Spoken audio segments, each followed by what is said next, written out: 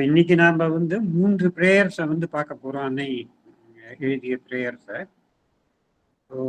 இந்த தடவை நம்ம ஃபார்மேட் எப்படி இருக்குன்னா, முன்னாடி ஒரு பிரேயரை படிப்பேன், இதோட தமிழாக்கத்தை சென்டர்ல இருந்து படிப்பாங்க, அதை எக்ஸ்பிளைன் பண்ணப்பறம் I will read the next. So that இந்த ஒரே சேர்ந்தா போல மூன்றையும் படித்து எக்ஸ்பிளைன் பண்ண தேவையில்லை, ஒன்றா படிக்க போகிறேன். ஸோ முதல் prayer July 17, 1914. Earthly realizations easily take on a great importance in our eyes, for they are proportionate to our external being.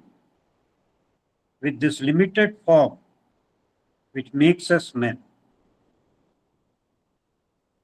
But what is an earthly realization beside thee, before thee? இறைவனிடம் கூறுகிறார், உன் முன்னால் இவையெல்லாம் என்னவென்று. However perfect, complete, divine it may be, it is nothing but an indiscernible moment in thy eternity, and the results obtained by it, however powerful and marvelous they may be, are nothing but an imperceptible atom in the infinite march to thee. This is what thy workers must never forget. Otherwise, they will become unfit to serve thee. O my sweet master, what childishness to think oneself responsible for anything at all and want to individualize thy supreme and divine will. Is it not enough to unite with thy heart and live there permanently? Then thou takest all the responsibilities, and thy will works without even our needing to know it. Only a realization independent of all outer circumstances, free from all attachment and understanding, however high, is a true realization, a valuable realization.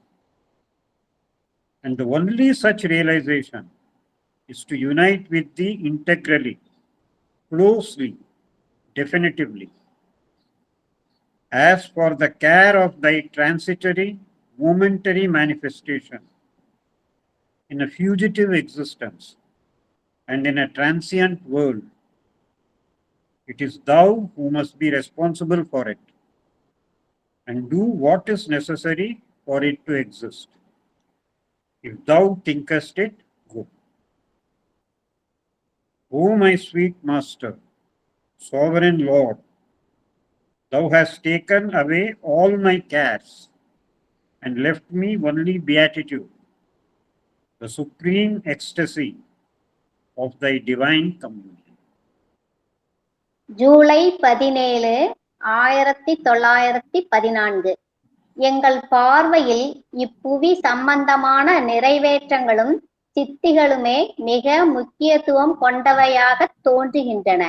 ஏனென்றால் எங்களை மனிதர்கள் ஆக்குகிற வரம்புக்குட்பட்ட இந்த வடிவை உடைய எங்கள் புற ஜீவனுடைய அளவிற்கு தகுந்தாற்போல் அவை இருக்கின்றன. ஆனால் நின் பக்கத்தில் நின் முன்னால் லௌகீக நிறைவேற்றங்களுக்கு என்ன மதிப்பு இருக்கிறது? எவ்வளவுதான் பூரணமானதாயும் நிறைவானதாயும் திவ்யமாயும் அவை இருந்த போதிலும் நினது அனந்த காலத்தில் கண்டுகொள்ளவே முடியாத ஒரு கணப்பொழுதுதானே அவை. அவற்றினால் உண்டாக கூடிய பயன்கள் எவ்வளவுதான் ஆற்றல் கொண்டவையாகவும் அற்புதமானவையாகவும் இருந்திட்ட போதிலும் அவை நினது எல்லை கடந்த முன்னேற்ற பாதையில் கண்ணுக்கு தெரியாத ஓர் அணுதானே. இதை நினது தொண்டர்கள் ஒருபோதும் மறக்க கூடாது. இல்லையென்றால் அவர்கள் நின் தொண்டிற்கு தகுதியற்றவர்கள் ஆவார்கள். என் இனிய ஆசாரியனே, தான் எதற்காவது பொறுப்பாளி என்று ஒருவன் எண்ணிக்கொண்டு நினது பரம திவ்ய சங்கல்பத்திற்கு ஒரு தனி வடிவம் கொடுக்க விரும்புவது எவ்வளவு குழந்தைத்தனமானது. நினது இதயத்துடன் ஐக்கியப்பட்டு அங்கேயே நிரந்தரமாக வாசம் செய்வது போதாதோ? அப்பொழுது நினது சங்கல்பமே எல்லா பொறுப்புகளையும் தான் ஏற்றுக்கொள்கிறது. நாங்கள் அறிந்து கொள்வதற்கு கூட தேவையில்லாதபடி நினது சங்கல்பம் வேலை செய்கிறது. எல்லா புற சந்தர்ப்பங்களிலிருந்து சுதந்திரமானதாகவும் எவ்வளவு உயர்ந்ததாக இருந்தாலும் எல்லா பற்றுகளிலும் இருந்தும் விடுபட்டதாகவும் உள்ள சித்தியே உண்மையான சித்தி, பயனுள்ள சித்தி. அத்தகைய ஒரே சித்தி நின்னுடன் முழுமையாக, நெருக்கமாக, திட்டவட்டமாக ஐக்கியப்பட்டு விடுவதுதான். நிலையில்லாததொரு இருக்கையில், அனித்தியமான ஓர் உலகில் நினது அனித்திய கணநேர வெளிப்பாடு பற்றிய கவலை நின்னை சேர்ந்தது. அது நல்லது என்று கண்டால் அது இருப்பதற்கு என்ன செய்ய வேண்டுமோ அதை செய்வது நின் பொறுப்பு. என் இனிய நாதனே, என் இறைவா, நீ எனது கவலைகளையெல்லாம் எடுத்துக்கொண்டு நினது திவ்ய அந்யோன்யத்தின் பரம பரவசத்தை மட்டுமே விட்டு வைத்திருக்கிறாய். நாம எல்லா விஷயத்தையும், அது ஒரு நார்மல் விஷயம் தான், சுலபமான விஷயம்தான். நம்ம ஒரு கேந்திரமாக, ஒரு சென்டராக வச்சுதான் அனுபவிக்கணும். இப்போ என்னை பொறுத்தவரை ஒரு யானை ரொம்ப பெருசு. என்னோட ஒரு மல்டி ஸ்டோரி பில்டிங்னா எவ்வளவு பெருசு. ஆனா ஈவன் நம்ம இந்த பிசிக்கல் வேர்ல்ட பார்க்கும்போது கூட ஒரு கிரகத்துக்கு முன்னாடி, ஒரு சூரியனுக்கு முன்னாடி, இல்ல இந்த மில்கி வே கேலக்சி முன்னாடி யானையும் சரி, அந்த பில்டிங்கும் சரி, நானும் சரி எவ்வளவு சின்னவன். நான் எனக்கு பெருசு சின்னது பார்க்கறது எப்பவுமே என்னுடைய நிலைப்பாட்டை வச்சுதான், என்னுடைய பெர்செப்ஷனை வச்சுதான் பார்க்கறேன். அதுதான் நம்மளுக்கு, அதாவது நம்மளுக்கு என்னன்னா, ஈவன் ஆன்மீக பாதையில earthly realizations easily take on a great importance in our eyes. அதாவது சின்ன ஒரு சித்தி நம்மளுக்கு கிடைச்சு கொடுத்து, இல்ல ஒரு கண்ணை மூடின்னு தியானம் பண்ணும்போது ஒரு ரவுண்டா ஒரு லைட்டு தெரியறதுன்னா நம்ம உடனே ரொம்ப எக்ஸைட் ஆயிட்டோம். நம்ம நினைச்சுக்கிறோம் எங்கேயோ ரொம்ப பெருசா ஏதோ பண்ணிட்டோம் அப்படின்னு. பட் நம்மளுடைய லட்சியம் என்ன? ஆன்மீகத்தின் லட்சியம் இறைவனை அடைவது. ஸோ இறைவனுக்கு முன்னால், but what is an earthly realisation beside the, before the? அந்த பரம்பொருளான இறைவன் நம்ம இதுலயே வரும். நம்ம அகிலாண்டேஸ்வரியை பத்தி, அகிலாண்ட கோட்டி பிரம்மாண்ட நாயகி. அகிலாண்ட ஈஸ்வரியுடைய முழு டெஃபினேஷன் என்னன்னா, அகிலாண்ட கோட்டி பிரம்மாண்ட நாயகி. இந்த யூனிவர்ஸ் மாதிரி கோடி யூனிவர்சஸ்க்கெல்லாம் சிருஷ்டி பண்ணி அதை நடத்துபவள் அந்த பராசக்தி. இந்த ஒரு யூனிவர்ஸ்ல நாம எவ்வளவுன்னு பார்த்துக்கோ. நம்ம உலகமே எங்க இருக்குன்னு தெரியாம இருக்கும், அதுக்குள்ள நாம தெரியாம இருக்கும். நாம ரொம்ப பெரிய ஏதோ பண்ற மாதிரி நினைச்சுக்கிறோம். So what is an earthly realization beside thee, before thee? However perfect, complete, divine it may be, it is nothing but an indiscernible moment in the eternity. அந்த அனந்த காலத்துக்கு முன்னாடி நம்ம வாழ்க்கையில் நடக்கும் எந்த ஒரு பெரிய இன்சிடென்டா இருந்தாலும் ஒண்ணுமே இல்லை. காலமே, அதாவது அதுலயும் நம்மளுக்கு ஒரு டிஸ்டிங்ஷன் இருக்கு. நாம யோசிச்சு பார்க்கும்போது ரொம்ப லாங், அதுவும் நம்மளால அனுபவ ரீதியாக 1000 வருஷம்னா நம்ம அனுபவ ரீதியில கிடையாது. ஏன்னா எனக்கு தெரிஞ்சு ஒரு 30-40 வருஷம் இருந்தா அதை ப்ரொஜெக்ட் பண்ணி ஒரு 150 வருஷம் வரை என்னால மைண்ட்குள்ள அதை எக்ஸ்பீரியன்ஷியலா ப்ரொஜெக்ட் பண்ண முடியுமே தவிர 1000 வருஷத்தை கூட ப்ரொஜெக்ட் பண்ண முடியாது. பில்லியன்ஸ் ஆஃப் இயர்ஸ்ன்னு வச்சுட்டா அது ரொம்ப லாங் டைம். ஆனா அது ஸ்டில் டைம், அதுக்கு ஒரு வரையறம்பு இருக்கு. அதாவது கோடானு கோடி வருடங்கள்னு சொல்லலாம். ஆனா அது எட்டர்னிட்டி இல்லை. எட்டர்னிட்டிங்கிறது என்னன்னா, எங்கே காலமே கிடையாதோ, டைமே இல்லாத இடம்.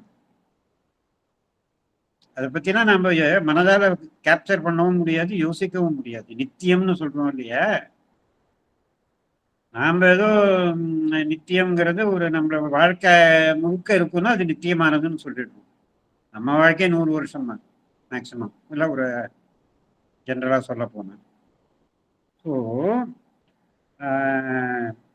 எந்த ஒரு சித்தியாக இருக்கட்டும், எந்த ஒரு ஆன்மீக முன்னேற்றமாக இருக்கட்டும், however perfect, complete, divine it might be, it is nothing but an indiscernible moment in the eternity.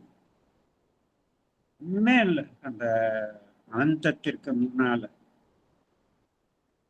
The results obtained by it, however powerful and marvelous they may be, are nothing but an imperceptible atom in the infinite march to thee. பெரிய பெரிய சித்திகளை வச்சுட்டு என்னால் இங்கே இருந்தபடியே அமெரிக்காவில் சூக்ஷ்ம லெவலில், astral லெவலில் போய் அமெரிக்காவில் நடக்கிறதெல்லாம் பார்க்க முடிஞ்சதுன்னா, உலகத்தில் தெரிஞ்ச எல்லா மனுஷங்களும் ஐயோ இவ்வளோ பெரிய ஒரு கெப்பாசிட்டி இவர்கிட்ட இருக்கும்பா.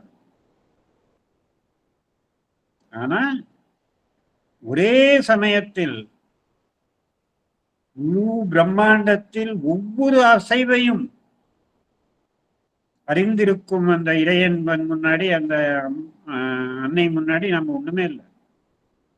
ஒரு தடவை சத்பிரேம் என்பவர் அன்னையிடம் அந்த விஷயத்தை பத்தி கேட்டபோது அன்னை என்ன கூறினார் என்றால், it is very difficult for the human mind to understand that the Supreme is aware of everything at the same time. அந்த ஒரே நொடியில் முழு உலகத்தை வேற வச்சுப்போம், நம்ம பாக்கி லோகத்தை பத்தி பேசவே இல்லை.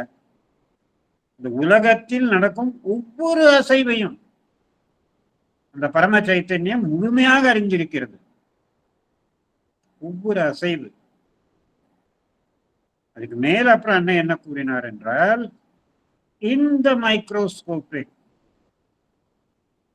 ஆப்பிரிக்கால ஒரு காட்டுல ஒரே ஒரு கொசு, அதாவது கோடானு கோடி கொசுக்கள் உலகத்துல இருக்கு, மனிதர்களோட ரொம்ப அதிகமா இருக்கு. அது எத்தனை தடவை 5 செகண்ட்ல அதோடைய அந்த இறக அதோட அந்த விங்ஸை மூவ் பண்றதுங்கிறது அந்த இறைவனுக்கு தெரியும். நம்ம முன்னாடி இருந்து கொசு இருந்தா கூட நம்மளால அதை கண்டுபிடிக்க முடியாது, எத்தனை தடவை தன்னுடைய அந்த இறகுகளை அசைத்தது என்று. இதுல நாம கத்துக்க வேண்டியது என்னன்னா, நம்ம மனதில் ஏற்படும் ஒவ்வொரு ஓட்டமும், ஒவ்வொரு சிந்தனையும் அந்த இறைவனுக்கு அதே நொடியில் தெரியும். அதே நொடியில். The divine is aware of everything which goes on, not only in my mind, but in every mind in the humanity. மற்ற அனிமல்ஸ் எல்லாம் விட்டுரும், மனிதர் அளவில் சொல்லும்போது.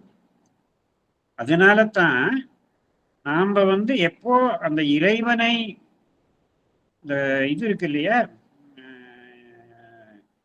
டிரான்ஸ்லேஷன் கூட அந்த வேர்டு கீதையுடைய அந்த ஸ்லோகம், அனன்யா சிந்தயந்த்யோமா தேஜனாக பர்யுபாசதே தேஷாம் நித்யாபியுக்தானாம் யோகக்ஷேமம் வகாமியம். அவர்களுடைய யோகக்ஷேமத்தை நாம் யார் அனன்யான ஒரு நொடி கூட விடாம, இல்லை அட்லீஸ்ட் ரெகுலரா கண்டினியூஸா இந்த இறைவனின் சிந்தனையை, ஞாபகத்தை நாம் விடாமல் இருந்தால் அந்த இறைவன் மற்ற எல்லாத்தையும் நம்ம வாழ்க்கையோட பார்த்துக்கிறேன்னு அவர் அஷூரன்ஸ் கொடுக்குறார். இந்த ஆழ்வார்கள், நாயன்மார்கள்லாம் அந்த மாதிரி தான். அவர்களுடைய சிந்தனையில கண்ணு இங்க உலகத்துல நடக்கிறத பார்ப்போம், யாரோட பேசணும், பரமாச்சாரியோட கூட நம்ம இந்த ரீசன்ட் எக்ஸாம்பிள்ஸ் சொல்லலாம். ஆனா அவர்கள் திருவடியை, இறைவனின் திருவடியை செவ்வனே பிடித்திருந்தேன்னு சொல்ற மாதிரி, அதாவது அந்த இது அந்த கான்சியஸ்னஸ் கான்ஸ்டன்டா இருக்கும் அந்த யோகி. இறைவனின் திருவடியை அவர்கள் ஒரு கணமும் மறக்க மாட்டார்கள். அதனாலதான் இவன் நம்ம பெரிய யாராவது சன்னியாசிக்கு மற்றவெல்லாம் நமஸ்காரம் பண்ணா, அவர் எப்பவுமே நீங்க பார்த்தா கூட சொல்றேன்னு என்ன பண்ணுவார்னா, அந்த கையை அந்த மார்பில் ஹிருதயத்துக்கு பக்கத்துல வச்சுட்டு உள்ளேந்து சொல்லிப்பா, கிருஷ்ணார்ப்பணம்னு சொல்லிடுவா. அவர்கள் அந்த நமஸ்காரத்தை டைரக்டா ஏத்துக்க மாட்டாங்க. எத்தனை பேர் எத்தனை விஷயத்த கேட்டுண்டு காலில் விழுற, யாருக்கு என்ன நோய் நொடி, யாருக்கு என்ன ப்ராப்ளம், அவளுக்கு அவ எல்லாம் அது வேண்டின்னு நமஸ்காரம் பண்ற. இதெல்லாம் அவர் தன் தலையில ஏத்துட்டாருன்னா அந்த ஆளுடைய அவரால் அதெல்லாம் தாங்க முடியாது. ஏன்னா அவருடைய உடலும் அவருடைய மனமும் ஒரு மனித உடல் தான். இந்த இது பாரம்பரியமா சொல்லப்பட்டிருக்கிறது. அந்த நமஸ்காரத்தை நீ ஏத்துன்றாத, நான் யார் என்ன கேட்கறான்னு தெரியாது, டைரக்டா பாஸ் ஆன் பண்ணிடு. அதுதான் நம்ம யோகத்திலும் சொல்லப்பட்டிருக்கிறது. என்ன சொல்லப்பட்டிருந்ததுன்னா, சுப்ரீம்னு ஒரு புக் இருக்கு, மோனா சர்க்கார் எழுதியிருக்காரு. அதுல ஒரு தியான நிலையில் அன்னை இருக்கும்பொழுது மோனா சர்க்காரிடம் என்ன கூறினார் என்றால், leave everything to him alone. என்ன இங்க இறைவன், leave everything to him alone, do nothing, and above all do not worry. நம்மளுக்கும் நல்லா இருக்கு, எல்லாம் இறைவனிடம். இன்னொரு இடத்துல இந்த அன்னை சொன்ன வேர்ட்ஸ் தான், hand over your problems to the divine and the divine will take care of them. அது நிறைய பேர் விரும்புவா, சில பேர் ட்ரை கூட பண்ண. ப்ராப்ளம் வந்தால் டெஃபினெட்லி அன்னையிடம், அரவிந்தரிடம், இறைவனிடம். இத்தனை பேர் உலகத்தில் எல்லாரும் அந்த ப்ராப்ளத்தை, இந்த மாதிரி ப்ராப்ளம் இருக்கு நீ தான் பார்த்துக்கணும்னு வேண்டாதவர்கள் இல்லை. அப்புறம் கேட்குறேன், நான் அன்னையிடம் சொன்னேன், இறைவனிடம் சொன்னேன், ஆனால் அந்த ப்ராப்ளம் சால்வ் ஆகல, ஏன் தெரியல. அதுதான் இந்த third line, leave everything to him alone, do nothing, and above all do not worry. நீ கவலைப்படுறேன்னா ப்ராப்ளத்தை நீ இறைவனிடம் கொடுக்கவில்லை. நீ ஹேண்ட் ஓவர் பண்ணியாங்க, அதுக்கப்புறம் நீ ஏன் கவலைப்படுற? கொடுத்தீங்க இல்லை, ஒரு வாயால சொல்லியிருக்க. அவங்க உங்களைய போட்டு அந்த ப்ராப்ளத்தை வச்சுட்டு பழைய மாதிரியே தான் குழப்பின்னு இருக்கு. இன்றைக்கு அந்த நம்பிக்கை முழுமையாக இறைவன்கிட்ட கொடுத்துட்டேன், அன்னைகிட்ட கொடுத்துட்டேன், ஹேண்ட் ஓவர் பண்ணிட்டேன், அன்னை பார்த்துப்பார். அந்த முழுமையான ஃபெய்த் இருந்ததுன்னா அதுக்கப்புறம் உன் மனசு நிம்மதியா இருக்கும். அதே தான் சொல்லுவேன், நிறைய பேர் ஏதாவது ஒரு எக்ஸாமுக்கு போறதுக்கு, இங்க போறதுக்கு பிள்ளையார்கிட்ட வேண்டின்னு போவார். இந்த பிள்ளையாரோட ஸ்லோகம் இருக்கு, சுக்லாம் பரதரம் விஷ்ணும் சசிவர்ணம் சதுர்புஜம் பிரசன்ன வதனம் தியாயேத சர்வ விக்னம் உபசாந்தி.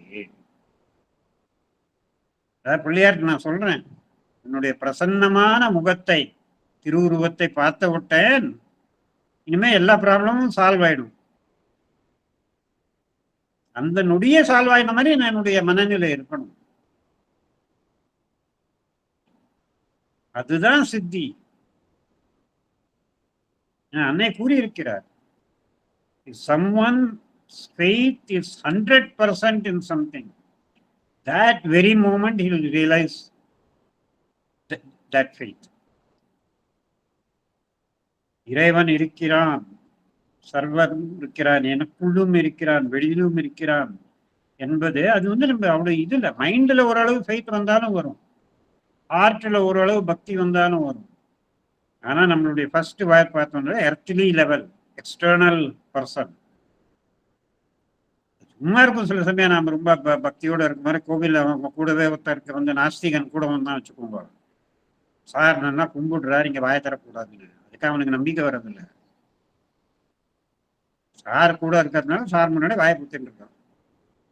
அதே மாதிரிதான் நம்ம external mind, full of doubts, defeatism. ஏன்னா நம்ம நார்மல் மைண்ட் அதை ஃபங்க்ஷனாக இருக்கும்போது அதில் எப்போது திடீர்னு நம்ம கொஞ்சம் டிப்ரெஸ்டாக இருந்தால் உடனே எல்லாம் திரும்பி வந்துடும், இனிமேல் ஒன்றும் சரியா நடக்காது. இந்த டிப்ரெஷன் எல்லாமே அந்த சப்கான்ஷியன்லேருந்து தான் வருது, அதோட பேஸே சப்கான்ஷியன் தான். டெத், டிசீஸ், டிஃபீட், டிப்ரெஷன் எல்லாம் இந்த சப்கான்ஷியன்ல இருக்கு.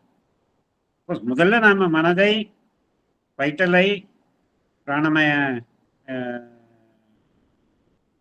லெவல், அதுக்கப்புறம் எக்ஸ்டர்னல் பாடி, அதெல்லாம் இறை சக்தியை, இறை சாநித்தியத்தை இறக்கிற பிறகு அதுக்கப்புறம் அந்த இறை சாநித்தியம் நம்ம சப்கான்ஷியன்ல போய் அங்க இருக்கிற ப்ரோக்ராமிங் நம்ம, அங்கதான் இந்த டெத்தோட ப்ரோக்ராமிங்கே இருக்கு. முன்னாடியே ப்ரோக்ராம் பண்ணி வச்சிருக்கு. இந்த ஆதிசங்கரர் இன்னொரு விதமா சொன்னார். மனிதன் பிறக்கும் பொழுது அவனுக்கு 2 நண்பர்கள் கூடவே இருக்கிறார்கள். அந்த 2 பேர்ல ஒரு வித்தியாசம். ஒரு நண்பன் நீ ஃப்ரெண்ட்ஷிப் பண்ண வேணாம், அவனை விடவே மாட்டான். இன்னொரு நண்பனை நீ தான் நட்பு கொண்டு அந்த நண்பனை அறிய வேண்டும், அந்த நண்பனோட நட்பை வளர்க்க வேண்டும். எந்த நண்பனோட நட்பை வளர்க்க வேண்டும் என அதை ஞானம்னு சொன்னார். ஞானத்தை அது நண்பனாக வைத்து வாழ்நாள் முழுவதும் எல்லா விதமான ஞானம், இறைஞானம் மற்றும் இறைஞானத்தில் எல்லா ஞானமும் இருக்கிறது. விஞ்ஞானமாக இருக்கட்டும், பகுத்தறிவாக இருக்கட்டும், எல்லாத்தையும் வளர்த்துக்கணும். நம்ம யோகத்திலும் we try to progress on all fronts. அதை நீ செய்யணும். எந்த ஃப்ரெண்டு உன்னை விடமாட்டான்னா அதுதான் மிருத்யு, சாவு. நீ பிறக்கும் போதே உன் கூட விட்டுன்னு கொடுத்து அந்த இதுதான் நம்ம ப்ரோக்ராமிங்னு சொல்லலாம். நம்ம சப்கான்ஷியஸ்ல இருக்கிற program. Anything which is born, பிறந்தால் இறக்க வேண்டும் என்கின்ற நியதி இங்க இந்த பிசிக்கல் வேர்ல்டுல இவ்வளவு காலமாக இருந்தது. சுப்ராமெண்டல் வந்ததா இந்த விஷயத்தை உடைக்க வேண்டும். அதுதான் சாவித்திரியிலும் இருக்கு. எத்த கடைசியில என்ன சொல்றது, உனக்கு எந்த வேற உலகத்தில் என்ன வேணுமாலும் வாங்கிக்கோ, ஆனா இது என் கையில இருக்கிற உலகம். இங்க செத்து சாவு என்பது நிச்சயம், சாவரை திருப்ப முடியாது. சத்தியவானை பத்தி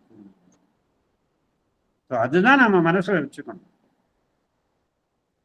அதாவது ஏன்னா நாம ஒன்றுமே இல்லாதவனாக ஆகிவிட்டால்தான் அந்த இறைவனை முழுமையாக உணர முடியும். ஐ திங்க் மாணிக்க வாசகர் சொன்ன பொழுது, நான் ஒன்றுமே இல்லை, நீ சர்வமா இருக்கிற என்ற போதே அதே விஷயத்தை நாம் மறக்க வேண்டும். அது சாவித்திரியில் அதுக்கும் லைன்ஸ் இருக்கு. Annul thyself that only God may be. நீ உன்னை முழுமையாக கரைத்து விடு. எதை கரைக்கிற? நான் என்கும் அந்த ஈகோவை, அகம்பாவத்தை முழுமையாக கரைத்து விட்டால் மிஞ்ச போறது என்ன? இறைவன் மட்டும்தான் மிஞ்சுவான். ஏன்னா இறைவன் தான் நித்தியம். இந்த ஈகோ அது டிரான்சியன். அந்த டிரான்சியன்ஸை நீ விடுகிறாய் எப்பொழுது தன்னைத்தானே கரைத்து விடுகிறாய். ஆனா அது ஒரே ஸ்தனத்தில் முடியாது, படிப்படியாக பண்ண வேண்டும். That is surrender. ஸோ என்ன ஒரு பெரிய ரிசல்ட்டாக இருந்தாலும் சித்தியாக இருந்தாலும், however powerful and marvelous they may be, are nothing but an imperceptible atom in the infinite march to thee. அனந்தத்தின் பயணம் இது, இன்ஃபினிட் மார்ச். ரொம்ப சுவாரஸ்யமான பயணம், ஒரு அட்வென்ச்சர் இது. It's an adventure of consciousness. அரவிந்தர் கூறுகிறார், இது ஒரு எவரெஸ்ட் ஏறுற மாதிரி இல்லை. ஒரு சிகரத்தை நீ ஏறிவிட்டால் உனக்கு முன்னாடி இன்னும் 10 சிகரம் புதிதாக தோன்றும். ஒரு உண்மையான மவுண்டன் ஏறுக்கு அடாடா, நான் நினைச்சேன் இதோட முடிஞ்சு போச்சுன்னு பாரு. இன்னும் what greater challengers, what greater heights and beauty என் முன்னாடி வந்துட்டு இருக்குது. அனந்த சயனம், இது பயணம். And அதனால this is what thy workers must never forget, otherwise they will become unfit to serve thee. அதாவது நாம் எவ்வளவு சிறியவர்கள் என்பதை உணர்ந்தால்தான் இறைவன் நமக்கு ஏதாவது சொல்ல விரும்பினால் அதை நாம கொஸ்டின் பண்ண மாட்டோம். இது சூட்டபிளா இல்லை சார். அது ஒரு ஆஃபீஸ் லெவல்ல சரி, மேனேஜர், நீ கிளார்க்கு, ரொம்ப வித்தியாசம் இல்லை. கொஞ்சம் அதிகம் படிச்சிருக்கேன், நீங்க கொஞ்சம் வயசு கம்மி, கொஞ்சம் ஆர்கியூ பண்ணலாம். கொஞ்சம் சார் நீக்கு அப்படி சரியா பண்ணலன்னு. இறைவன் உனக்கு ஏதாவது கூறும்போது அந்த இறைவன் எங்கே இருக்கிறார், அவருடைய விஸ்தாரம் என்ன, அவருடைய அதை நம்ம நினைச்சு பார்க்க முடியாத அளவு அந்த முழுமையான அறிவு, அன்பு, புத்திசாலித்தனம் நம்மளது ஒண்ணுமே இல்லை. அதை நாம் மறக்கக்கூடாது. இறை தொண்டு செய்ய வேண்டும் என்றால் அது அனுமார் தான் அதுக்கு பர்ஃபெக்ட் எக்ஸாம்பிள். ராமருடைய ஒரு சிறிய ஒரு இதையும் அவரை எப்பவுமே கொஸ்டின் பண்ணுங்க. சீதை கேட்கிறா அனுமார்கிட்ட, அனுமார் சொல்றார், அதாவது ராவணன் சொல்றார், நானே உன்னெல்லாம் அழிச்சிக்க முடியும், ஆனா நான் ராமபிரானின் சேவகன் தூதன், அதனால நான் பண்ணக்கூடாது, அவர் தான் பண்ணணும். எப்பவுமே அவர் தன்னுடைய தெய்வத்தின் ஆணையை செய்வதற்கு எப்பவுமே ரெடியாக இருப்பார். இதுலயும் ஒரு இன்ட்ரெஸ்டிங் கதை இருக்கு. அதாவது இந்த ராவணன் எல்லாம் இது பண்ணி திருப்பி அயோத்தியில அவருடைய பட்டாபிஷேகம் நடந்த பிறகு ஒவ்வொருத்தரும் ஒவ்வொரு விஷயம் அவர்கிட்ட கேட்டுப்பார். லக்ஷ்மணன் பரத சத்ருகுணன் சாமரம் வீசுறதுக்கு இதுக்கு அதுக்குன்னு எல்லாருக்கும் கொடுத்து விடுறார் ராமர் சேவைய. அப்ப அனுமார கேட்கிறார். அனுமார் தானா கேட்க மாட்டார் இல்லையா, வேற நான் தான் எல்லாத்தையும் எல்லாருக்கும் வேலைகளை கொடுத்துட்டேனே, உனக்கிட்ட உனக்கு எந்த வேலையும் நான் மீதி வைக்கலையே, என்ன பண்றது? ஆனா அனுமாரை பத்தி அதான் சொல்ல, புத்திமதாம் வரிஷ்டம், புத்திசாலிகளுக்கும் புத்திசாலி இல்ல, ஒரு வேலை விட்டு போயிட்டு அந்த வேலை தான் எனக்கு வேணும். ராமர் கேட்டார், என்ன வேலை வேணும்? அதாவது நீங்க மகாராஜா சக்கரவர்த்தி, நீங்களா ஒண்ணும் பண்ணக்கூடாது, கொட்டாவி விட்டா அந்த விரலால இப்படி சொடுக்கு போடுவோம். நீங்க கொட்டாவி விடும்போது சொடுக்கு போடுறதானே எனக்கு. ராமரும் சொன்னார், வச்சுக்கோ. ஆனா என்ன, கொட்டாவி எப்போ வரும்னு யாரும் சொல்ல முடியும், தூங்கும்போது கூட வரலாம். அதாவது 24/7 அனுமார் ராமரோடு இருக்கு. எப்போ கொட்டாவி வருதோ, நம்ம இதுல நம்ம பார்த்திருக்கோம் ஒரு அளவுக்கு, சம்பக்லால்ஜி அந்த மாதிரி இருந்திருக்காரு. அரவிந்த் அவர் ரூமே அப்போ இருக்க மாட்டார். அவர் அரவிந்தர் உள் ரூம்ல இருந்தார், அதுக்கு வெளியில கதவு வாச கதவுலேயே பக்கத்துல உட்காந்துருப்பார். ஸோ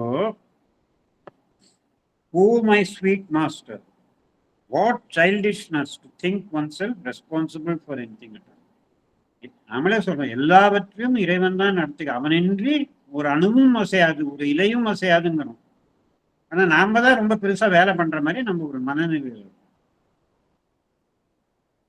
அதை நான் இண்டிவிஜுவலைஸ் பண்ண பார்க்கிறேன். இந்த பிரகிருத்தியுடைய மூமெண்ட்ஸ் எப்பவுமே நடக்கிறது, அதுல எந்த சந்தேகமும் இல்லை. ஆனா அதை நான் எனக்கு என்று அதை வைத்துக்கொண்டு நான் ஏதோ இந்த வேலை பண்ற மாதிரி இல்லை. அதுவும் இறை சக்தி தான் செய்கிறது, எனக்குன்னு தனியா சக்தி கிடையாது. there is only one being, one consciousness, one force. ஏகம் சத்து தான் இருக்கு. அதனால நான் என்ன பண்ணணும்? Is it not enough to unite with thy heart and live there permanently? முழு பொறுப்பையும் இறைவனிடம் கொடுத்து விட்டு, அதுக்காக நம்ம மூலமா தான் பண்ணுவார் அவர். நம்ம பேங்க்ல இருந்து பைசா வித்ட்ரா பண்ணணும்னா என் கையால தான் சைன் போடணும். ஆனா அது பண்ணும் பொழுது முழுமையாக இறைவனிடம் கொடுத்து விட்டு அதன் உபயோகத்தையும் இறைவனிடம் விட்டு விட வேண்டும். கவலைகளை விட்டால் கவலை மாத்திரம் வேண்டாம், ஆனா ஆசாபாசங்கள் வேணும்னா அது நடக்காது. அப்ப என்ன சொல்கிறார் அன்னை? Then thou takest all responsibilities and thy will works without even our needing to know it. இது நிறைய சாதகர்களுக்கு ஆசிரமத்தில் எக்ஸ்பீரியன்ஸ் உண்டு. நாம ஏதாவது இது மாதிரி பண்ணணும், இப்படி பண்றதா அப்படின்னா அது பார்த்தா அந்த சொல்யூஷன் தானாவே உண்டு. நம்ம எந்த முயற்சியும் எடுக்காமல் the whole thing is done around you.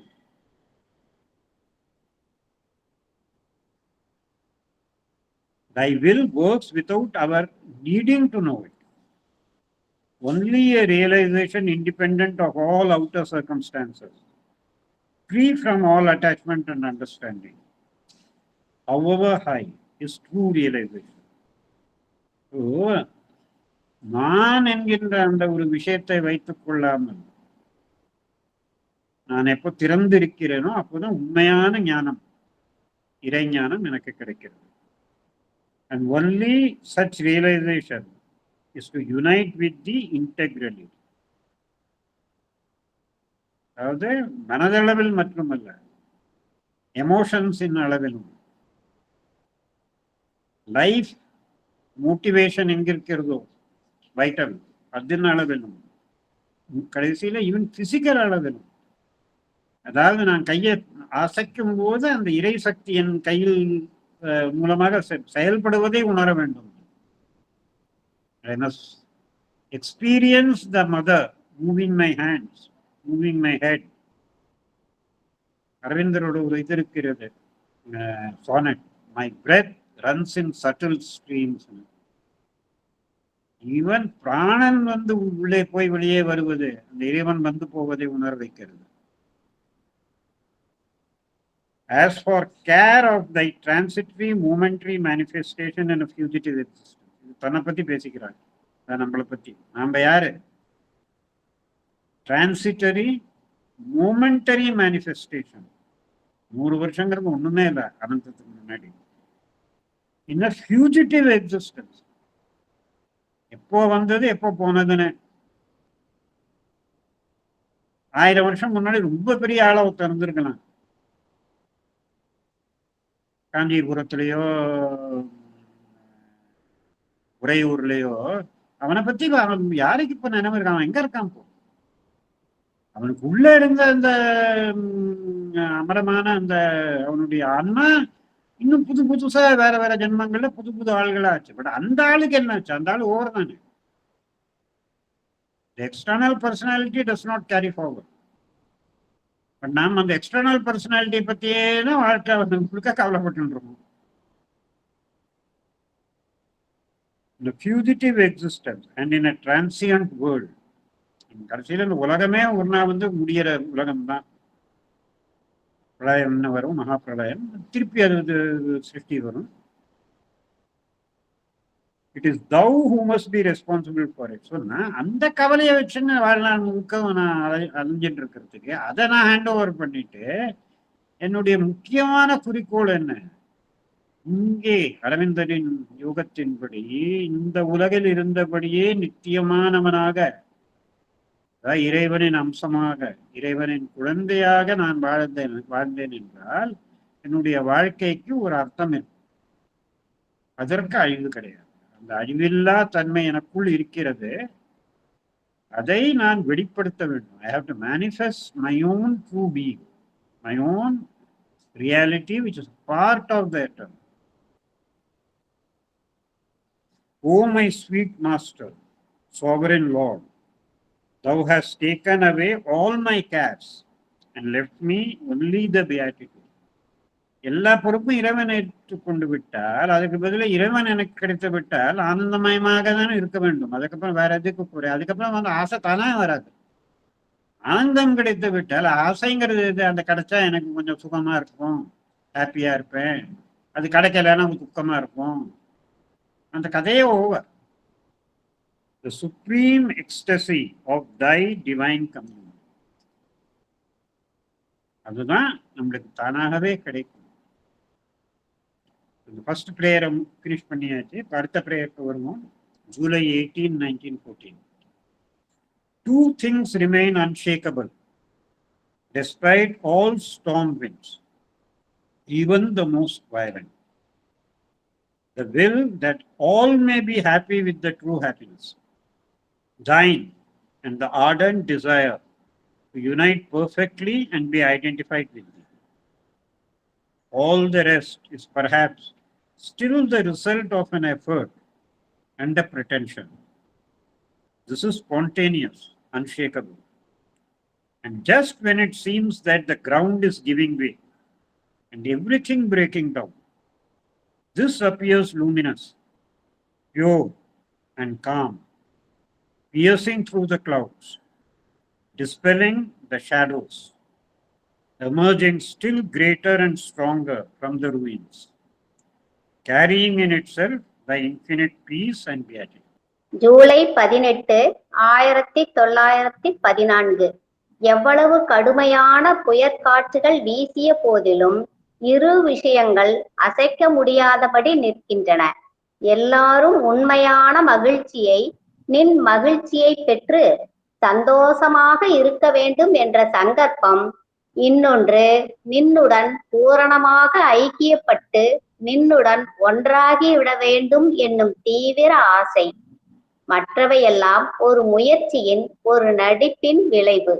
இது சுயேச்சையானது, அசைக்க முடியாதது.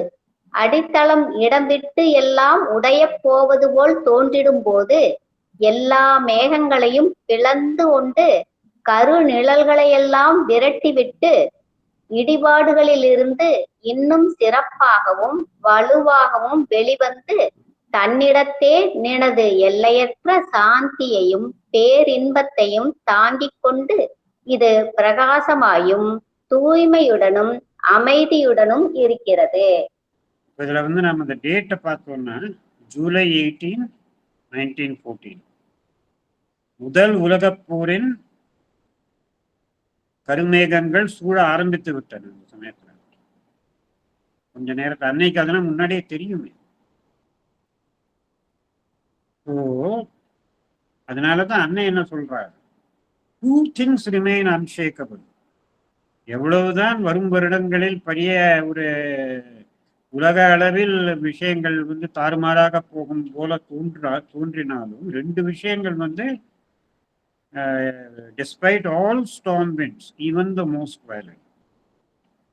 Then the will that all may be happy with the true happiness. இது ஒரு யோக நிலையில் யார் சென்று விட்டாலும் அவருக்கு தானாவே வர வேண்டிய ஒரு விஷயம். இதை யோகிகள் எப்படி கூறுவார்கள் என்றால், லோகா சமஸ்தா சுகினோ பவந்து, that all may be happy with the true happiness. And yogi சொல்லும் பொழுது அதுக்காக என்ன எல்லாருக்கும் ஒரு பெரிய பங்களா, எல்லாருக்கும் ஒரு பெரிய மெர்சிடிஸ் சொல்றாரா? இல்ல, ட்ரூ ஹாப்பினஸ், சுகம் என்பதே தன்னைத்தானே அறிந்து, இந்த ஸ்கந்த குரு கவச்சத்துல வர மாதிரி தன்னைத்தான் அறிந்து நான் தன்மயமாகிடுவே. ஸ்கந்தகிரி குருநாதா தந்திடுவீர் ஞானம் உண்டு. தன்னைத்தானே அறிந்து நான் தன்மயமாகிடுவே. தன்மயம்னா இறைவனுடன் இரண்டரை ஒன்றாக எப்பவுமே இருக்கிறேன் என்பதை உணர்வது. அதுதான் தன்னைத்தானே தன்னை அறிவது. உண்மையாக அதை அறிந்து விட்டால் அதுக்கப்புறம் துக்கம் எங்கே? எந்த விதமான வெளியில் வாழ்க்கையில் எந்த விதமான அப்ஸ் அண்ட் டவுன்ஸ் இருந்தாலும் இது நிலையாக நிற்கும். அது முதல் விஷயம். thine and ardent and thine, and the ardent desire to unite perfectly and be identified with. இதுதான் உண்மையான அன்பு. எதிர்பார்ப்புகள், இந்த ஒரு பர்சனை பிடிக்கும், எனக்கு காதல், இதெல்லாம் ரொம்ப ஒரு சின்ன லிமிட்டட். இது எப்போ நான் முழுமையாக இந்த முழு சிருஷ்டியுடன், பிரம்மாண்டத்துடன் இருக்கும் ஒவ்வொரு பிராணியுடனும் ஒன்றாக ஆகிவிடுகிறேனோ, அப்ப எனக்கு என்ன தெரிகிறது? எல்லாமே நான் என்னுடைய அதே எக்ஸ்டென்ஷன் தான். என்னுடையனா என்னுடைய அல்ல, அந்த ஒரே சத்தியம், பரம சத்தியத்தின் எக்ஸ்டென்ஷன் தான் எல்லா இடத்திலும் இருக்கிறது. வேறென்று யார் இருக்கிறார்? Most intimate to my self யாரு? நான் தானே. அதே நான் எல்லா இடத்திலும் காணும் பொழுது அன்பு என்பது முழுமையாக இருக்கும். அந்த அன்பின் அரவணைப்பு, அதில் எந்த விதமான மாசும் இருக்காது. Love in her was wider than the universe. The whole world could take refuge in her single heart. அன்னையுடன் ஒன்றிவிட்டால் அதே அன்னையின் அந்த அன்பு நம் மூலமாக ஒவ்வொரு சிருஷ்டியில் இருக்கும் பிராணி மேலும் பரவும்.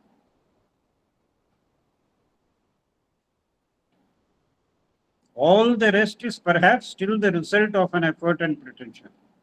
மற்றதுல நான் செல்ஃபிஷா இல்லை, நான் வந்து எல்லாரையும் வந்து நேசிக்கிறேன் என்றதெல்லாம் ஒரு பிரிட்டன்ஷன் தான்.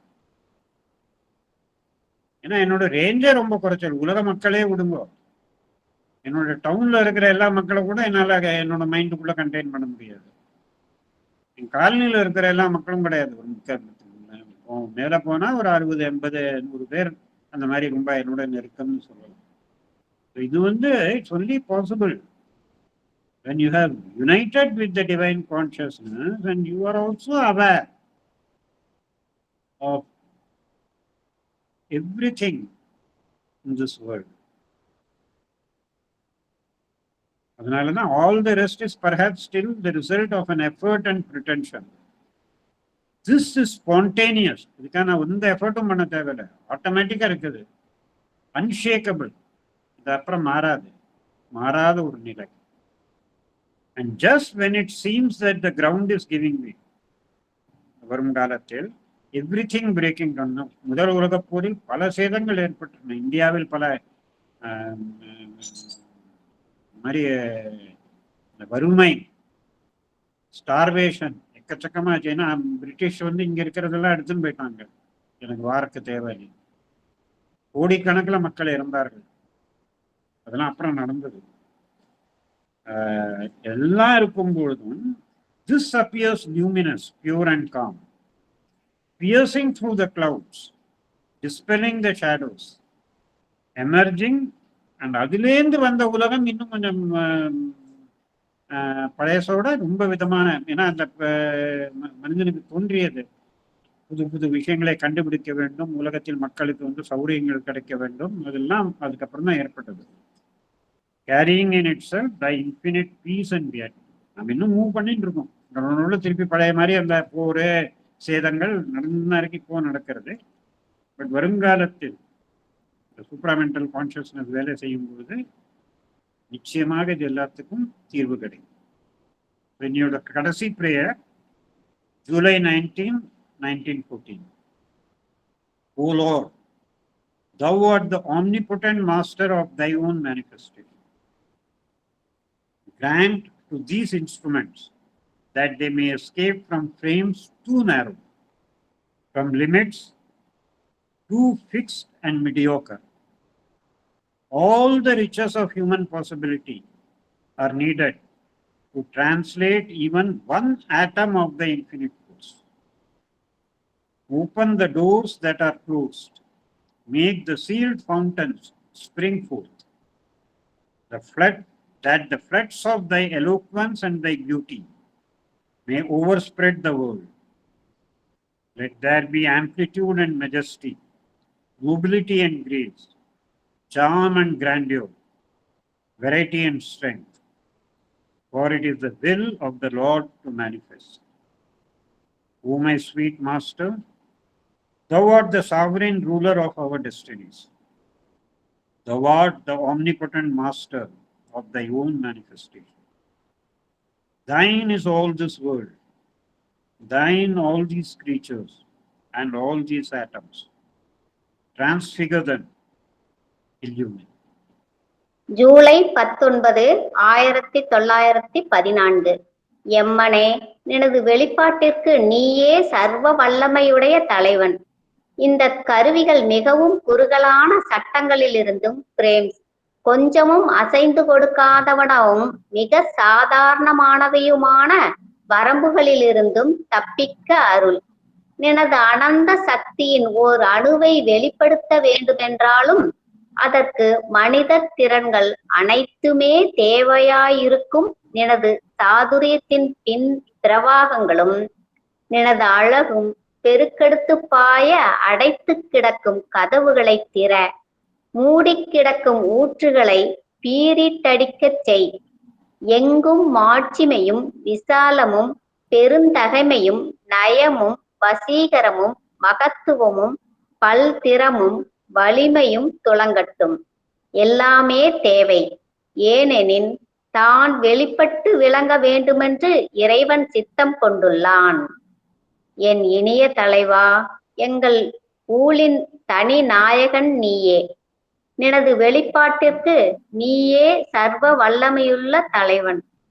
இவ்வுலகெல்லாம் நின்னதே, இவ்வுயிர்களெல்லாம் இவ்வணுக்களெல்லாம் நின்னதே, அவற்றை திருவுருமாற்றம் செய்து ஒளியுறுத்துவாயாக. இது ஒரு பக்கம் இறைவனுக்கு செலுத்திய அன்னையின் பெயராக இருந்தாலும், இன்னொரு புறமாக பார்த்தால் நம் எல்லோருக்கும் அன்னையின் ஆசீர்வாதமாகவும் இருக்கிறது. வருங்காலத்திற்கான ஆசீர்வாதம் என்ன இருக்குதுல? ஓ Lord, thou art the omnipotent master of thy own manifestation. சர்வ வல்லமை இருக்கிறது. இறைவன் விரும்பினால் எல்லாம் நடக்கும். உலக அளவிலும் சரி, தனி மனித வாழ்விலும் சரி. இறைவனால் முடியாதது என்பது ஒன்றுமே கிடையாது. அதனாலதான் அந்த டிவைன் ஒர்க்கர்ங்கிற அந்த சோனட்ல ஒரு லைன் வரும், thy smile within my heart makes all my strength. என்னுடைய அகத்திற்குள் இருதய கமலத்தில் நான் இறைவனை உணர்ந்து விட்டேன் என்றால் எனக்கு அதுக்கப்புறம் எந்த பயமும் கிடையாது, எந்த கவலையும் கிடையாது. அந்த இறைவன் அங்க உட்காந்து என்ன பண்றான்? ஒரு ஸ்மைல், புன்முறுவல். நம்ம எல்லாரும் நோட்டீஸ் பண்ணாலும் அதை நினைவு வச்சுக்கிறது இல்லை. எத்தனை கடவுள்களின் போட்டோ திருவுருவங்கள் நம்ம பாரதத்தில் இருக்கின்றன.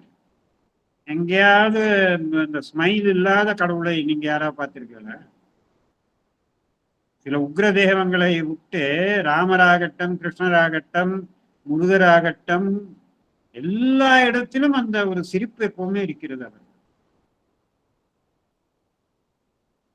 ஏன்னா அவளுக்கு தெரியும், அதாவது இந்த அழுகை துக்கம் எல்லாம் ஒரு குழந்தை திடீர்னு கத்துறதுன்னா நம்ம உடனே அதை பத்தி கவலைப்படுறது. ஏன்னா நம்மளுக்கு தெரியும் அவனுக்கு ஒன்றும் ப்ராப்ளம் இல்லை, சும்மா அதுக்கு ஒரு ஹேபிட். நாமளும் எல்லாவற்றையும் வைத்து கொண்டு அந்த இதுல மாட்டின்ட்டு தானே தன்னுடைய கையால கழுத்தை நெரிச்சுண்டு என்ன யாரோ கொல்ல வரான்னு கத்தினா மற்றவளுக்கு சிரிப்பு தானே வரும். வேற யாரும் நீயே உன் கையால கழுத்தை அமுத்தற, நீ உன்னை கொல்லவும் போறது இல்லை, ஏன்னா உன்னால முடியாது. பாரு, இந்த கை என்னோட கழுத்தை நெரிக்கிறது. யாரோட கை அது? நம்ம வாழ்வில் நாம் கொஞ்சம் எஃபர்ட் எடுத்துட்டாலே போதும், எல்லா விதமான இந்த அனாவசியமாக நாமளே கற்பனை செய்து நம்மளுடைய ப்ராப்ளத்தை ரொம்ப இன்க்ரீஸ் பண்ணிக்கணும். ரிவர்சல்ல when we truly with faith hand over to the divine, the problems are solved. அதனால்தான் அன்னை பொதுவாக உலக மக்களுக்காக கூறுகிறார், grant to these instruments that they may escape from frames too narrow, from limits too fixed and mediocre. அதுவும் ஒரு primary காரணம் துக்கத்துக்கு. நீ என்னன்னா ஒரு சின்ன ஒரு கூண்டுக்குள்ள யானையை அடைச்சா யானைக்கு வலி வரமா வராத? பூனையை போடலாம், பூனை நிம்மதியா உட்காந்துக்குவாங்க. அதே கூண்டுல யானையை அடைச்சா அதுக்கு எப்படி எவ்வளவு அந்த மாதிரிதான் நாம இருக்கோம். நமக்குள்ளே இறை தன்மை முழுமையாக இருக்கிறது. அதை நாம நம்மளுடைய இந்த எக்ஸ்டர்னல் பர்சனாலிட்டியில அடைச்சு வச்சா துக்கம் வந்துட்டே தான் இருக்கும். Pain is the hammer of the gods. அது ஏன் வருதுன்னா இதுல இருந்து வெளியில வா, இதுக்கா இந்த கூண்டுக்குள்ள அடைஞ்சு கிடக்கேன்னு, நீ யாரு, நீ இதுக்குள்ள இப்படி ஏன் உட்காந்துருக்கேன்னு. From frames too narrow, from limits too fixed and mediocre. சாப்பாட்டுக்கு வழி, இன்னொரு வீடு, இன்னொரு காரு, பணம், ஏன் அலையலன்னு தெரியாது. ஆனா இந்த இதுலயே 95% உலகத்தை வாழ்க்கை பிறந்தோம் எண்டு வரை இதே ஓட்டத்துல போயிட்டு இருக்கு. அண்ட் ஒரு சின்ன ஆட்டம்ல கூட உன்னை அறிய வேண்டும் என்றால் முழுமையான ஒரு all riches of human possibility are needed for that. நம்ம வாழ்க்கையை அப்படியே ஓட விட்டுடுறோம், கையை விட்டு நழுவு விட்டுறோம். அன்னை அதனாலதான் கூறுகிறார், அவங்களால பண்ண முடியாது, நீ பண்ணு. என்ன? Open the doors that are close. Make the sealed fountain spring forth. நமக்குள்ள எவ்வளவு சுனைகள், ஆனந்தத்தின் சுனை, அற்புதங்களின் சுனை எல்லாம் உள்ள இருக்கு. That the floods of the eloquence and the beauty may overspread the world. அழகென்ற சொல்லுக்கு முருகன் சொல்றோம் இல்லையா, அந்த அழகு நம்மளுக்கு வந்து எல்லா இடத்திலும் வெளிப்பட வேண்டும். Let there be amplitude and majesty. சின்ன சின்ன விஷயங்களா இருக்க வேண்டாம். பெரிய ஒரு ராமரின் ராஜ்யத்தில் இருந்த மாதிரி, இல்லை சில ராஜாக்களின் ராஜ்யத்தில் இருந்த மாதிரி, எல்லா இடத்திலும் ஒரு பெரிய விஷயங்கள், majesty, nobility and grace, charm and grandeur, variety and strength. ஏன்னா அதுதான் உண்மையான இந்த சிருஷ்டியின் இறைவனின் நோக்கம். For it is the will of the Lord to manifest. O my sweet master, thou art the sovereign ruler of our destinies. எங்களுடைய வாழ்க்கையின், எங்களுடைய fat, அதாவது டெஸ்டினி, அதை முழுமையாக உன் கையில் இருக்கிறது. Thou art the omnipotent master of thy own manifestation. And நீ வந்து சர்வ வல்லமை புரிந்தவன். இதெல்லாம் என்ன, உன்னுடைய மேனிஃபெஸ்டேஷன் தானே. மக்கள், உலகம், மனித குலம், நீ omnipotent master. அதனால் thine is all this world, thine all these creatures and all these atoms. எல்லா இந்த பிராணிகளும் சரி, ஒவ்வொரு அணுவும் உன்னுடையது இங்கே இந்த உலகத்தில். அதனால் அன்னை கேட்டுக்கொள்கிறார், டிரான்ஸ்பிகர் them, illumine. அவர்களை தற்போதைய நிலையிலிருந்து மாற்றி அந்த தெய்வீக நிலைக்கு டிரான்ஸ்பிகர், மாற்றி அமைத்து விடு. அவர்களில் ஒளி நிரம்பி இருக்கு. இன்னைக்கு அன்னை அரவிந்தரின் பாதகமலங்களில் இந்த டோக்கை அர்ப்பணித்து முடித்துக் கொள்கிறேன். Thank you. Thank you, sir. As usual, we had a very nice, inspiring session. யூஸ்வலா நம்ம மனிதனுடைய எல்லாமே நீங்க சொன்னீங்க. அதாவது மனிதன் வந்து நம்மை சுற்றி தான் எல்லாருமே அனைத்தையும் அமைத்துக் கொள்கின்றோம். நாம் தான் இந்த சென்டர் ஆஃப் த யூனிவர்ஸ் நினைக்கிறோம்.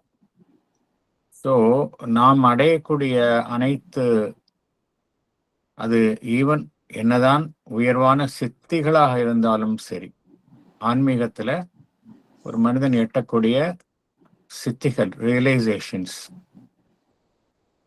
இந்த புவியில் அவன் எட்டக்கூடிய சித்திகளாக இருந்தாலும் சரி, இதெல்லாம் வந்து அந்த பரம்பொருளினுடைய எல்லையற்ற தன்மைக்கும் சாஸ்வதமான நிலைக்கும் முன்னால் ஒன்றுமே இல்லை. இதை நாம் புரிந்து கொள்ளணும்.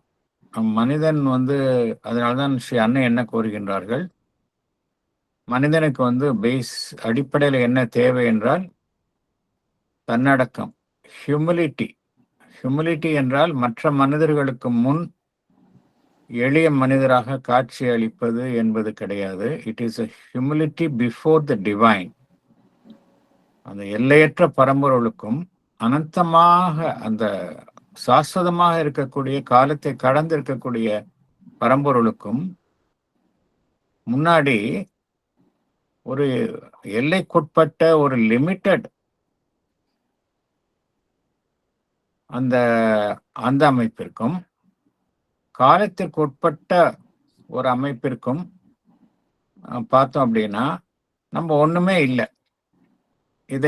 இதை நம்ம புரிஞ்சுக்கணும். நம்ம என்ன நினைச்சிட்டு இருக்கிறோம், எல்லாமே நம்ம தான் ரெஸ்பான்சிபிள் அப்படின்னு நினைக்கிறோம். அது எவ்வளவு வந்து ஒரு அறியாமை என்கின்ற, எவ்வளவு ஒரு குழந்தைத்தனமானது. நாம் தான் அனைத்திற்கும் பொறுப்பு அப்படிங்கிறத பத்தி நினைக்கிறது வந்து எவ்வளவு ஒரு குழந்தைத்தனமானது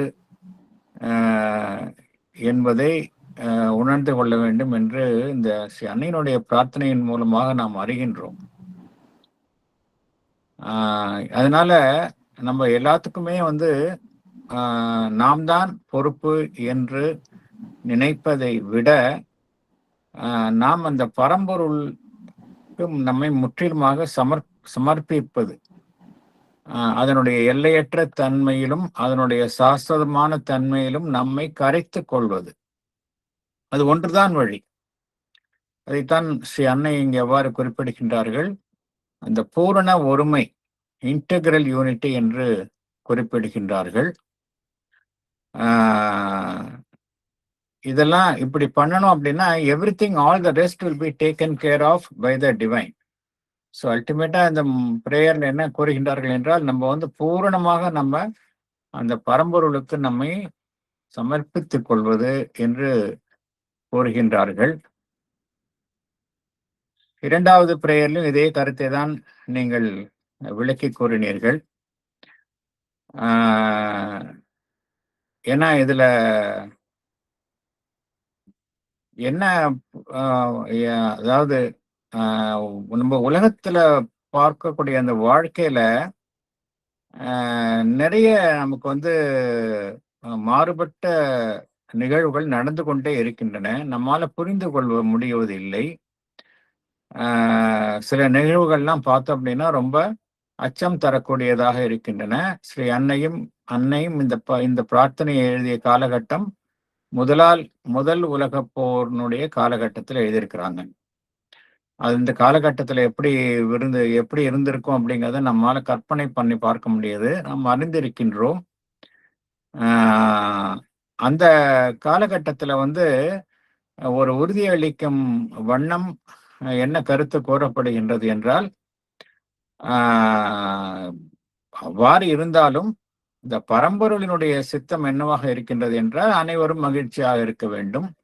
அந்த மகிழ்ச்சி என்பது இறைவனுடைய மகிழ்ச்சியினுடைய அதனுடன் பொருந்தி இருக்க வேண்டும். இரண்டாவது, அனைவரும் அந்த பரம்பொருளுடன் இரண்டர கலந்து இருக்க வேண்டும். இந்த இரண்டு விஷயங்கள் தான் வந்து உறுதியாக தெரிகின்றன. அதாவது அந்த மாறுபட்ட ஒரு குழப்பமற்ற சூழ்நிலையிலும் கூட இந்த இரண்டு விஷயங்கள் தான் தெளிவாக தெரிகின்றன என்று நமக்கெல்லாம் அந்த காலகட்டத்தில் ஒரு உறுதியளிக்கும் வண்ணம் ஸ்ரீ அன்னை இந்த பிரார்த்தனையை எழுதியுள்ளார் என்பது நமக்கெல்லாம் தெரிகின்றது.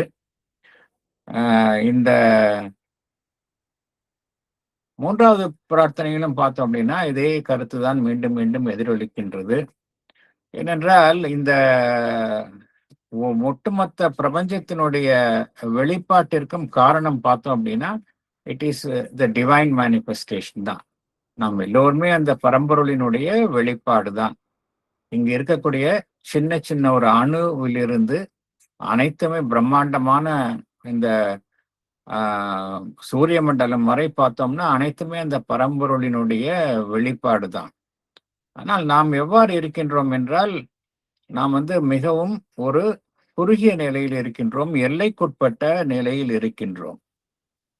இந்த எல்லைக்குட்பட்ட நிலையிலிருந்து நாம் விரிவடைய வேண்டும், நம்மை திறவாக வைத்திருக்க வேண்டும் என்றால் அதற்கும் அந்த பரம்பொருளினுடைய ஒரு கருணை தேவைப்படுகின்றது. ஏனென்றால் நம்முடைய அனைத்து செயல்பாடுகளும் சரி, நம்மளுடைய வாழ்க்கையினுடைய விதியையும் சரி யார் ஆள்கின்றார்கள் என்றால் அந்த பரம்பொருள் தான் ஆள்கின்றார், அந்த பரம்பொருள் தான் ஆள்கின்றது. ஆகையினால ஸ்ரீ அன்னை அந்த பரம்பொருளை வேண்டும் வண்ணம் அதனுடைய கருணைக்காக நமக்காக பிரார்த்தனிப்பதை போல இந்த பிரார்த்தனை அமைந்துள்ளது என்று நீங்கள் கூறினீர்கள். இங்கே இந்த உலகத்தில் காணக்கூடிய இந்த பிரபஞ்சத்தில் காணக்கூடிய அனைத்துமே திருவுருமாற்றம் அடைய வேண்டும். ஏனென்றால் இந்த பிரபஞ்சமே அந்த பரம்பொருளுடையதுதான் என்கின்ற கருத்துடன் இந்த பிரார்த்தனை முடிவடைகின்றது. மீண்டும் மீண்டும் நாம் இந்த 3 பிரார்த்தனைகளிலும் என்ன மைய கருத்தை அறிந்து கொள்கின்றோம் என்றால், பரம்பொருளுடன் நாம் வந்து நம்மை பூரணமாக சமர்ப்பது இந்த இன்டெகிரல் யூனிட்டி. இந்த இன்டெகிரல் யூனிட்டி என்பதுதான் ஒரே சொல்யூஷன். அதர்வைஸ் அது ஒரு எப்படி வந்து நம்ம ஒரு சின்ன ஒரு துளி வந்து கடல்ல கலக்கும் போது அந்த துளி வந்து இந்த கடலினுடைய தன்மையை அடைகின்றதோ, அதே போல நாம் வந்து நாம் என்கின்ற எல்லைக்குள் இருக்கிற வரைக்கும் நாம் வந்து ஒரு லிமிட்டட் அமைப்பு தான்.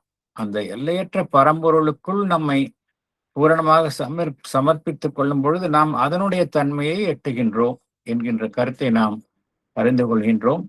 மீண்டும் அற்புதமான இந்த கருத்துக்களை எங்களுக்கு வழங்கி அன்னையினுடைய பிரார்த்தனைகளும் தியானங்களும் இந்த 3 பிரார்த்தனைகளிலும் எங்களை ஆழமாக எங்களை அதனுடைய கருத்துக்களில் ஊன்றச் செய்ததற்கு மிக்க நன்றி.